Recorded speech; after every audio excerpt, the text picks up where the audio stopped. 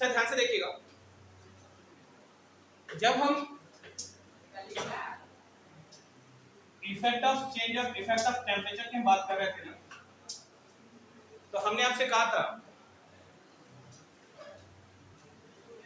कि अगर किसी भी स्टेट ऑफ मैटर का टेम्परेचर आप बढ़ा रहे होते हैं, क्या बढ़ा रहे होते हैं? टेम्परेचर आप बढ़ा रहे होते हैं, तो सबसे पहला काम वो शुरुआत में, कभी आप देखिएगा पानी को अगर चूल्हे पर आप चढ़ा देना तो उसका टेम्परेचर का इफेक्ट इतना जल्दी नहीं दिखता है जितना जल्दी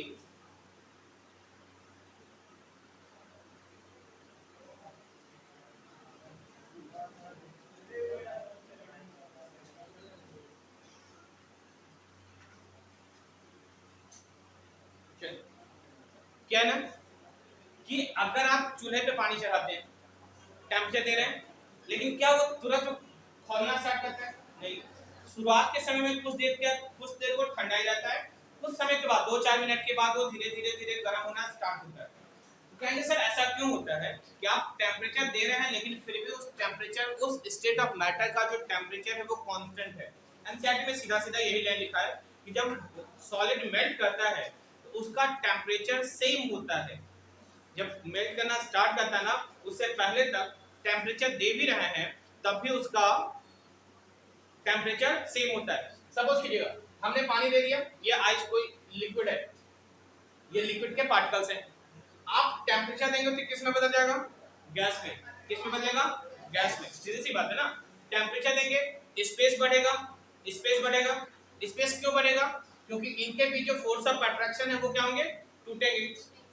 हमेशा याद रखिए, हम पहले भी बोल चुके हैं ना कि अगर स्टेट ऑफ मैटर को चेंज करना है तो पहला काम आपको क्या करना पड़ेगा? उसके बीच के इंटरमॉलिक्यूलर फोर्स ऑफ अट्रैक्शन को तोड़ना होगा, और तोड़ेंगे तो उनके बीच क्या क्रिएट होगा? स्पेस क्रिएट होगा।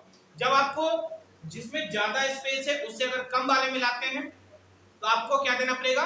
प्रेशर। ठीक, तो हमने क्या कहा कि ठीक है, आप अगर कुछ देर को अगर किसी स्टेट ऑफ मैटर को आप टेम्परेचर दे रहे हैं फिर भी उसका टेम्परेचर इंक्रीज नहीं हो रहा है, इसके पीछे एक रीजन है कि वो जो टेम्परेचर है वो कहाँ खत्म हो रहा है? इन दोनों पार्टिकल्स के बीच जो फोर्स ऑफ अट्रैक्शन है, क्या है? फोर्स ऑफ अट्रैक्शन है, उसको ब्रेक करने में। किसको ब्रेक करने में? फोर्स ऑफ अट्रैक्शन को ब्रेक करने में। तो ये बात ध्यान से लीजिएगा। अब सुनिएगा, अब कहेंगे भाई जब तक फोर्स टूटेगा नहीं तब तक स्पेस क्रिएट होगा क्या?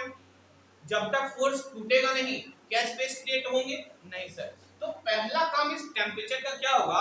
इनके भी जो फोर्स लग रहा है ना उसको ब्रेक करना, और जैसे ही ब्रेक होगा दोनों के बीच सेपरेशन बढ़ेंगे और किस में कन्वर्ट होना शुरू हो जाएगा? वो हमारा लिक्विड सॉरी गैसियस स्टेट में। सॉलिड है, सॉलिड के केस में क्या होगा? ये सॉलिड है, आप इसको टेम्परेचर दिए जा रहे हैं, क्या दे रहे हैं? टेम्परेचर देना शुरू किया हमने, मतलब चूल्हे पर आप रख ली, क्या वो तुरंत पानी पिघलना शुरू करता है? नहीं सर, कुछ समय के बाद। सही बात है ना, जिस उस स्टेट ऑफ मैटर का टेम्परेचर कुछ देर के बाद बढ़ना शुरू होता है। क्यों? क्योंकि आप जो टेम्परेचर दे रहे हैं उनका पहला काम क्या होता है? पहला काम ही वही है, इनके बीच जो फोर्स ऑफ अट्रैक्शन लगा है ना उस फोर्स ऑफ अट्रैक्शन को तोड़ना। किसको तोड़ना सर? इन दो कॉन्सिक्यूटिव इंटरमॉलिक्यूलर फोर्स को तोड़ना। किसका काम होगा? इस टेम्परेचर का। तो भाई जो हीट हम दे रहे थे वो कहाँ खत्म हो रही थी? इनके बीच के फोर्स ऑफ अट्रैक्शन को तोड़ने में, जिसका इफेक्ट हमको नहीं दिख रहा था। वैसे हीट को हम बोलते हैं लैटेंट हीट। अरे क्या बोलेंगे? Latent heat. लैटेंट का मतलब होता है छुपा हुआ, लैटेंट का मतलब छुपा हुआ, जिसका इफेक्ट हमको ना दिख सके। अब जो हम हीट दे रहे थे क्या वो उसका इफेक्ट दिख रहा था शुरुआत में? नहीं सर। क्यों? क्योंकि वो कहां खत्म हो रही थी? इंटरमॉलिक्यूलर फोर्स ऑफ अट्रैक्शन को तोड़ने में। लिखिएगा, when the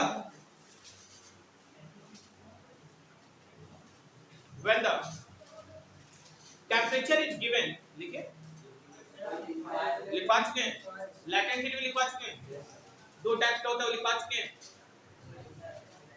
लैटेंट हीट हमने लिखवाया था ना, दो टाइप का होता है, एक हमारा कौन सा? लैटेंट हीट ऑफ फ्यूजन, और दूसरा होता है लैटेंट हीट ऑफ वेपराइजेशन। क्या होगा? Latent heat. पहला क्या होगा? latent heat of latent heat of fusion, latent heat of fusion, क्या बोला हमने? latent heat of fusion। दूसरा क्या बोला हमने? latent heat of vaporization, क्या बोलेंगे? latent heat of vaporization।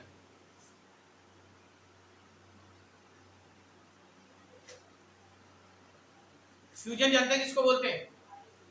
Fusion किसको बोलते हैं? जब सॉलिड लिक्विड में कन्वर्ट होता है। किसमें? जब सॉलिड लिक्विड में कन्वर्ट होगा उस प्रोसेस को बोलते हैं मेल्टिंग या फिर फ्यूजन। चलिए, तो अगर हमने बोला अगर आइस को या फिर किसी सॉलिड को लिक्विड में कन्वर्ट करने के लिए जितनी हीट की जरूरत होगी, जितनी हीट की जरूरत होगी उसको हम बोलेंगे क्या? Latent heat of fusion. लिखिएगा, latent heat of fusion. The amount of heat energy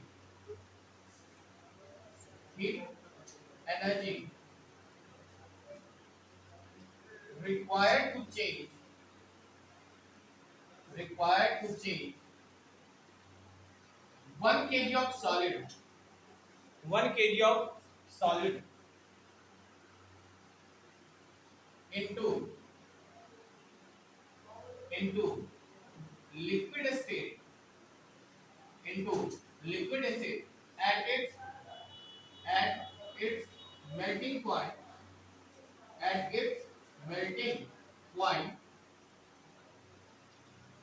and atmospheric pressure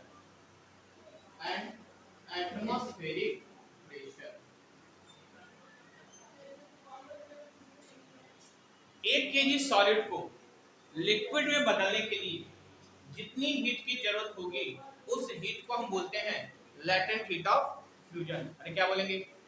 latent heat of fusion. और दिक्कत क्या? व्हाई आर यू लाफिंग बेटा?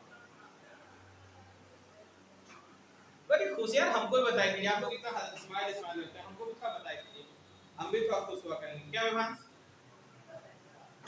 यही साथ नहीं है, मतलब खिलांचू बहुत बड़ा है। अगर निखिल तो निखिल का नाम निखिल अगर 19 है तो आपका 22 है ना? चलिए, होना चाहिए। अरे हाँ, सच्ची होना चाहिए, ये हम बोल रहे हैं। चलिए आइए, हो गया। दूसरा क्या होगा? Latent heat of vaporisation. लिखिएगा, सब कुछ सेम रहेगा, सब कुछ सेम रहेंगे, बस सॉलिड की जगह लिक्विड, लिक्विड की जगह गैस या फिर vapour, at a melting point की जगह एट इट्स बॉइलिंग पॉइंट। लिखिएगा, the latent heat of vaporisation, heat of vaporisation.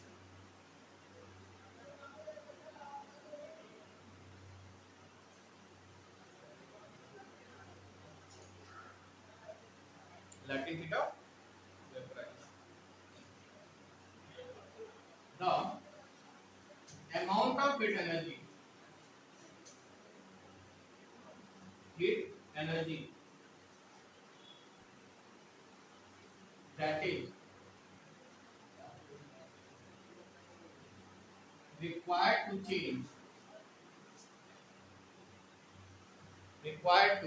change 1 kg of liquid 1 kg of liquid into vapor at its boiling point are called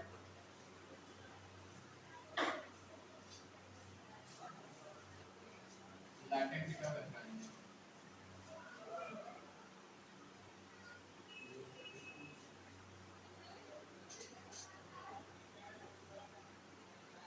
latent heat of vaporization।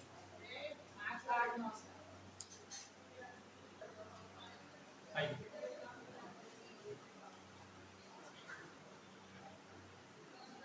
अगर आपसे पूछे कि latent heat of fusion of ice कितना होता है?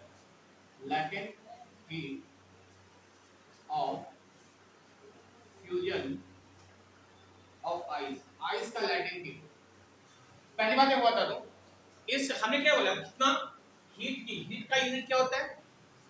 Joule. क्या होता है? जूल। हीट की ऐसा यूनिट जूल। 1 केजी को जलाने, 1 केजी सॉलिड को लिक्विड में बदलने के लिए या फिर लिक्विड को वेपर में बदलने के लिए ना, तो लैटेंट हीट का जो मतलब ऐसा हीट होगा जिसको हम रिप्रेजेंट करेंगे जूल पर केजी। क्या होगा? जूल पर केजी। अगर कोई आपसे पूछता है बताओ लैटेंट हीट को हम किस में रिप्रेजेंट करते हैं, जैसे लेंथ को मीटर में, मास को केजी में, वैसे ही लैटेंट हीट को किस में करेंगे? जूल पर केजी में। कोई दिक्कत? आप कहते हैं भाई, अच्छा कभी देखें क्या सर कैलोरी बर्न करना, नाम सुने क्या? कैलोरी बर्न का मतलब जो आपके बॉडी में जो फैट एक्यूमुलेट हो गया ना, फैट की वजह से जो एनर्जी एक्यूमुलेट हो गई ना, उसको बर्न करना, ताकि फैट जलेगा तो हमारा बॉडी शेड्यूल मतलब बॉडी फिट हो जाएगा। तो कैलोरी भी हमारा क्या होता है? एनर्जी का यूनिट होता है, वो अदर यूनिट होते हैं, लेकिन मेन जो यूनिट होता है एनर्जी का वो क्या होता है? जूल। 1 केजी सॉलिड को लिक्विड में बदलने के लिए जितनी एनर्जी चाहिए वो क्या कहलाएगा हमारा? जूल पर केजी। लिखिए आइस का कितना होता है? कितना होता है? 3.34 into 10 to the power 5 joule पर केजी। ये याद करिएगा क्योंकि ये फैक्चुअल डाटा है, फैक्चुअल डाटा है।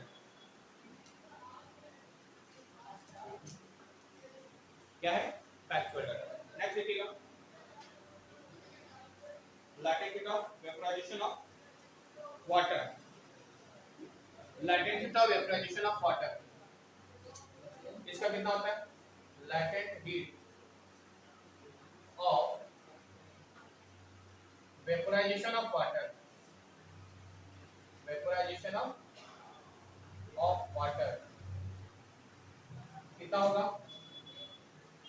2.25 into 10 to the power 5 joule पर केजी। जूल पर केजी। अब फिर सर इसका यूज बताएंगे आप ना, एकदम बताएंगे, लिख दीजिए फिर बता रहा हूं।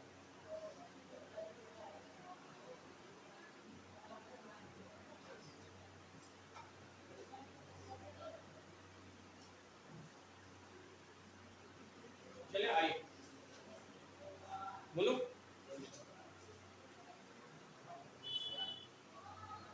कहते हैं क्या? अच्छा सोचिए, 0 डिग्री सेल्सियस पे हम आइस ले लें और 0 डिग्री सेल्सियस पे ही वाटर ले लें, कौन आपको ज्यादा इफेक्टिव होगा? कौन ज्यादा आपको पेन करेगा? कौन ज्यादा आपको दर्द देगा? सीधी सी बात, आइस ज्यादा देगा। पूछिए क्यों? सर आइस है, ये आइस किस में कन्वर्ट होगा? लिक्विड में। आइस किस में कन्वर्ट होगा? उसको चाहिए क्या? एनर्जी।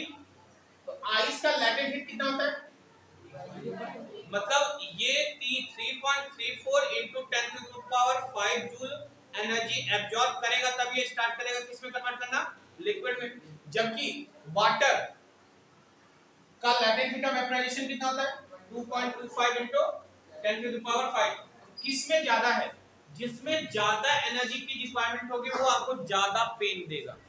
जिसमें आपको ज्यादा एनर्जी की रिक्वायरमेंट होगी वो आपको ज्यादा पेन देगा, क्योंकि उस एनर्जी को अचीव करने के लिए आपको ज्यादा टाइम तक रखना पड़ेगा। सुनिए मेरी बात, अगर आइस को आप रखते हैं तो आपके हाथ से आसपास के सराउंडिंग से वो इतना जूल एनर्जी लेगा तब वो पानी में पिघलना स्टार्ट करेगा। तो ज्यादा समय तक आप रखेंगे तब ना वो एनर्जी कब मिलेगी? ज्यादा समय तक रखेंगे तब। जबकि वाटर को वेपर में जाने के लिए उसको कितना चाहिए? 2.25। ज्यादा कौन है? 3.34। कम कौन है? ये। जिसको ज्यादा एनर्जी चाहिए वो ज्यादा इफेक्टिव होता है। लिखिएगा, ice eight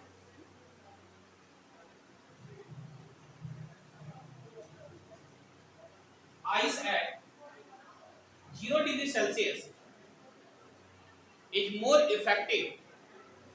Ice at 0 degree Celsius is more effective. Is more effective than the water at the same temperature. Than the water at the same temperature than the water at the same temperature than the water at the same temperature because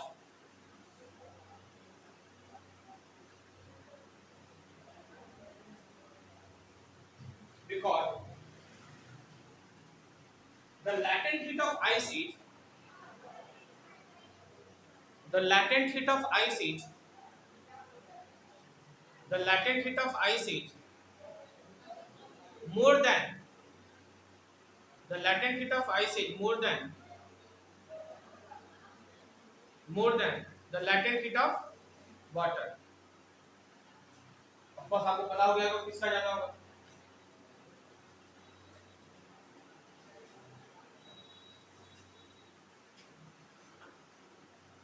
चले next देखिए. अच्छा सुनिए, steam सुने हैं? Steam steam steam steam सुने हैं? हाँ,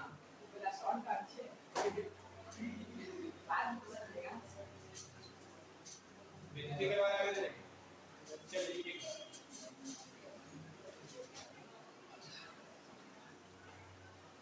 steam at 100 degrees Celsius steam at the 100 degrees Celsius is more effective is more effective is more effective than the boiling water is more effective than the boiling water is more effective than the boiling water because steam contains steam contains more latent heat more latent heat than the water more latent heat than the water. चलिए, thank you.